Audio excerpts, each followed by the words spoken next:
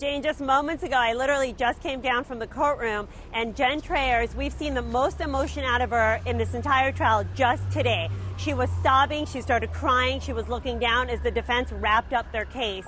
The closing arguments are finished now, and the case is going to the jury. And essentially, her attorneys were arguing that this was not a calculated murder, that this was in a moment of rage. And if you look at the photos of the comforter and you see all the slash marks, the knife slashes in the comforter, you see that this was someone who lost control, and there was a fight, and they started fighting, and that is what happened. This was not a calculated murder, and that is what her attorneys are trying to get across to the jury. Now, I was looking at the jury today, and you have to understand that there's a lot of women on the jury, and when her attorney was speaking, he was specifically addressing the females in the audience. He was saying, now, I know there's a lot of women on this jury, and I know that you guys can understand if you were married to a man for 18 years and he cheated on you. So he's really trying to get the sympathy of the female jurors on that jury to try to help his client not get life in prison. And let me tell you, Celine, a lot of the people who are calling about this case are women who've been cheated on, and they have a lot of sympathy for this woman.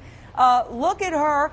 She's got glasses and gray hair, and look at her competition, this beautiful blonde bombshell. How can you compete? But does it justify killing? The prosecution's certainly not buying this, oh, I just snapped because I was so jealous and I wanted to kill myself and I don't remember what happened defense. Check out this exchange from moments ago. You made the decision to end his life. No. You were successful at ending his life, weren't you? Yes, I guess so. You guess so? I didn't do it on purpose. You plunged that knife in to his chest, 2.5 to 3.5 inches. You intended to do that, didn't you? No. You stabbed him 8 times in the back. You intended to do that, didn't you? No.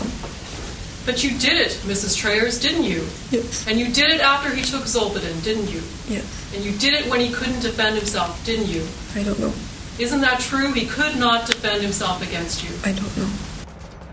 I want to go out to famed prosecutor Marcia Clark, author of the extraordinary book, Guilt by Degrees. You are a former prosecutor famous for the O.J. Simpson case, which, of course, was all about jealous rage. Just because you're in a jealous rage doesn't mean you don't premeditate. In fact, murderous brooding and a desire for revenge is what premeditation is all about. Right, Marcia?